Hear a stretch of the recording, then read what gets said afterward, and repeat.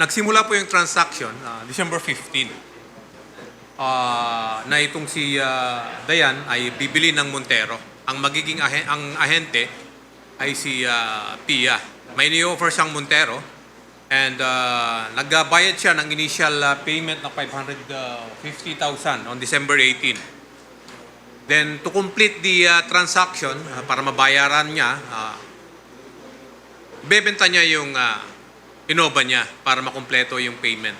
At ang ahente ulit si Pia. And yun nga po, noong January 16, may buyer na po sila sa Innova. At nagkabayaran po sa loob mismo ng kanilang bahay.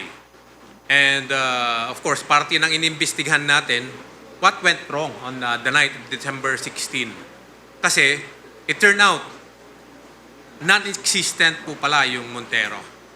So pwede nating isipin na siguro nagalit siguro. So yun ang tinitingnan natin na isa sa mga dahilan siguro bakit binarel si ano. And we have to understand also na itong mag-asawa, they have a string of cases, estafa cases. So talagang gawain na nila and it appears na parang may plano sila talagang gawin yung bagay na yun. So it's part of tuloy-tuloy pa rin po, open pa rin po yung investigation natin.